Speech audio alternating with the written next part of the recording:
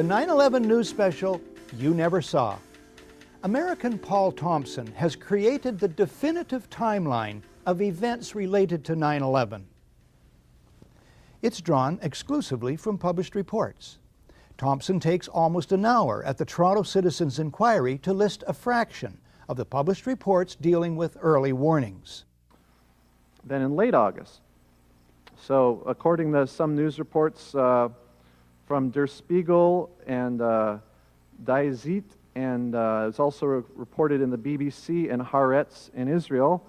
This is really interesting. Supposedly, Israel gives the U.S. a list of 19 terrorist names.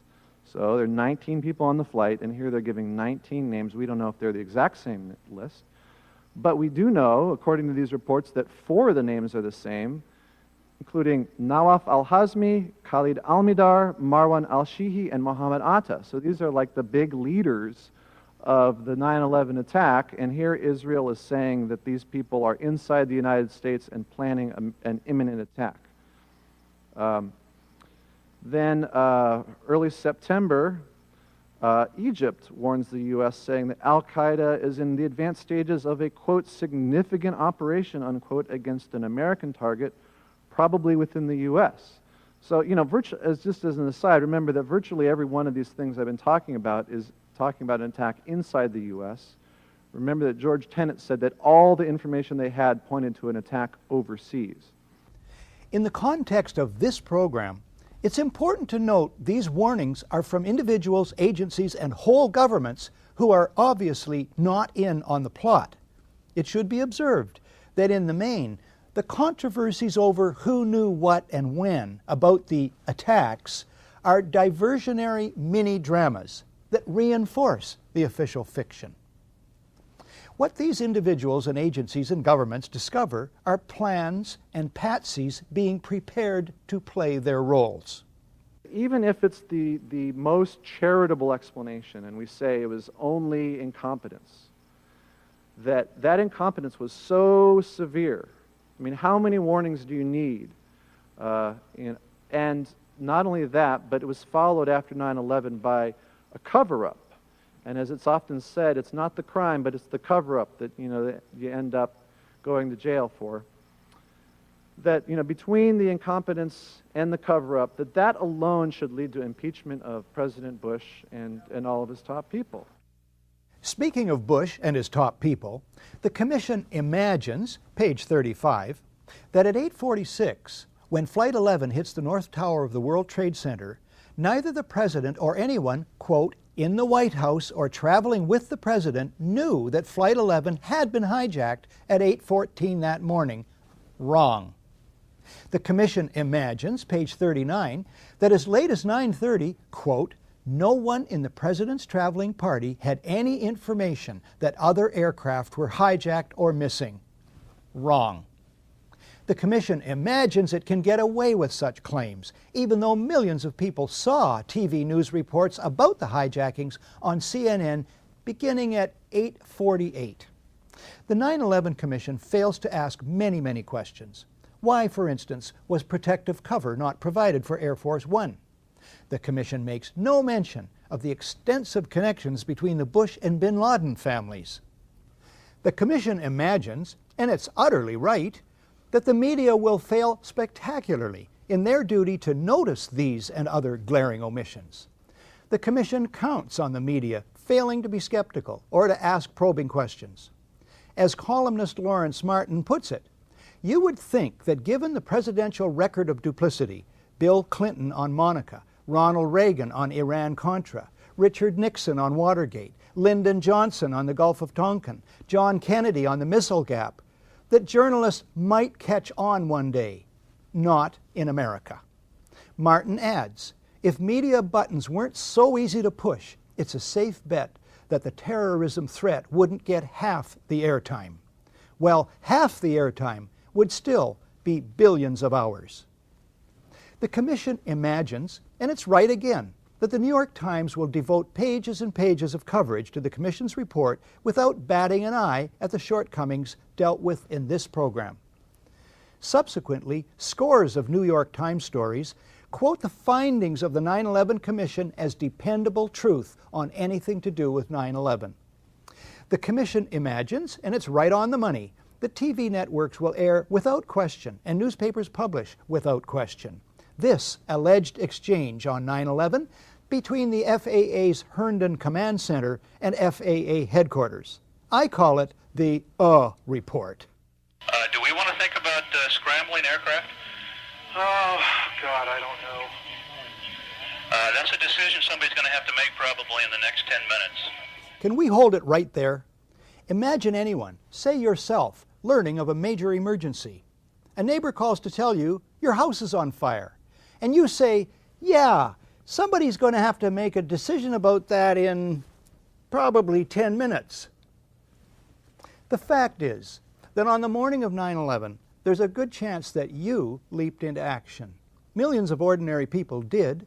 They call family and friends to turn on the TV. Many, I was one, try to get through to loved ones in New York. We find the phone system down. We call others to see if they'd gotten through.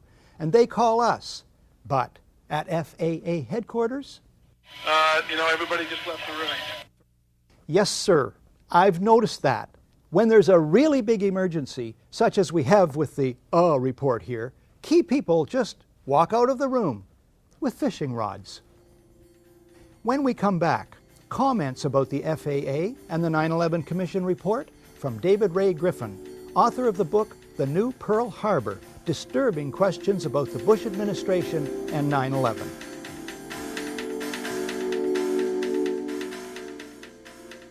Welcome back. David Ray Griffin's book, The New Pearl Harbor, is widely admired as the definitive critique of the official story of 9/11. Griffin has gone on to draft a critique of the report of the 9/11 Commission. Griffin concludes that the Commission sets up the FAA as the fall guy to protect the U.S. military and thereby the Bush administration. In one case, the Commission claims officials at FAA headquarters had to debate whether the report of a hijacked airliner with a bomb aboard was enough to justify bothering the military. The Commission, says Griffin, portrays most FAA personnel as hopeless bunglers. In fact, in Griffin's words, guilty of criminal negligence of the most extreme sort. Yet, this is the same Commission that says it cannot find any particular people deserving of blame. A remarkable contradiction. Another one. The Commission itself points out the FAA did have one truly unprecedented task to perform that day. Namely, immediately landing thousands of aircraft in the air wherever they were. The Commission agrees the FAA, and I quote, executed that unprecedented task flawlessly, unquote.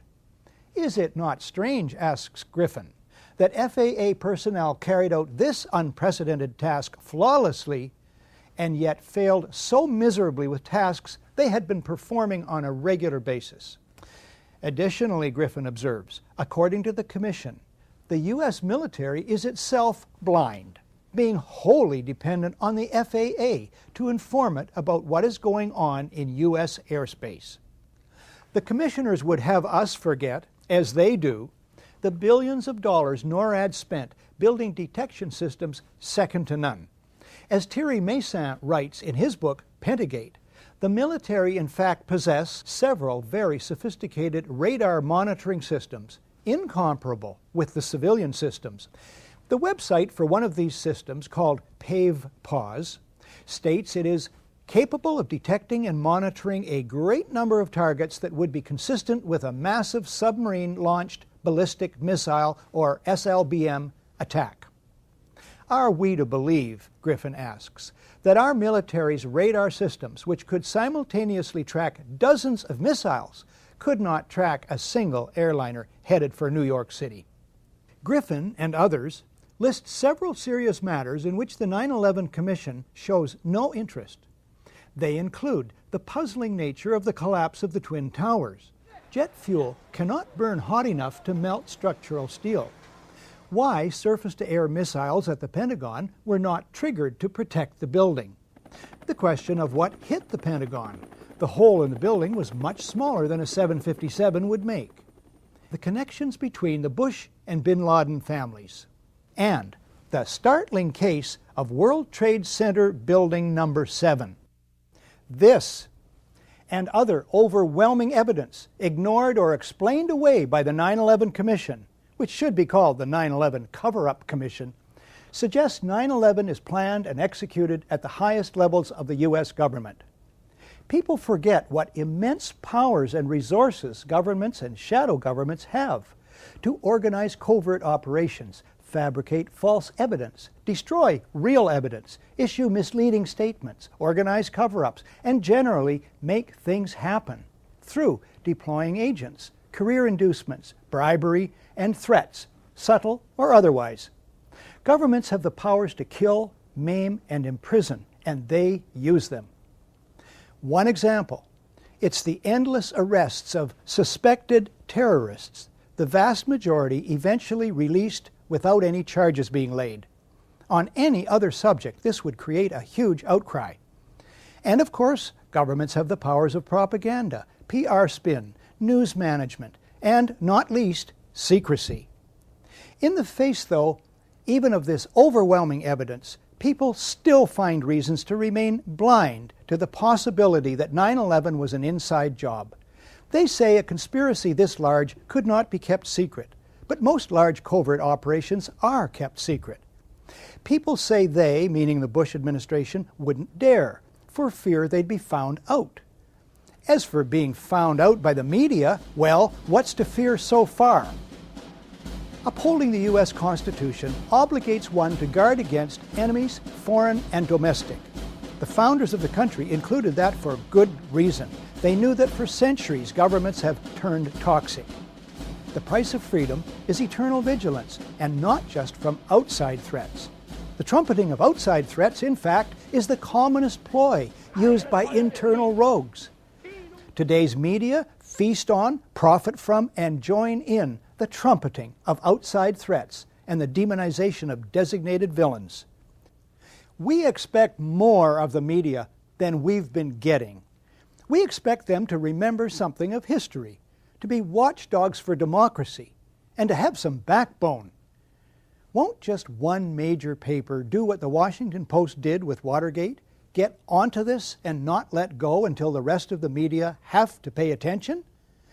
I've been a media critic for 35 years. I've watched the media become more and more corporate, more and more ideological, more and more dishonest, more and more part of a power structure which manufactures and manipulates fear and excuses death and destruction, and thereby become complicit in it. But I've also learned a big lesson, belatedly, and that is that too many of us want to be shielded from troublesome truth, want our inner child to be reassured, want, in short, to be lied to. With knowledge comes responsibility. We, who are finding the scales falling from our eyes, must also find the courage to make our media and government accountable. Many peaceful means for doing this still exist. This is Barry Zwicker, signing off for The Great Conspiracy, the 9/11 news special you never saw, but that I still live in hopes that you will.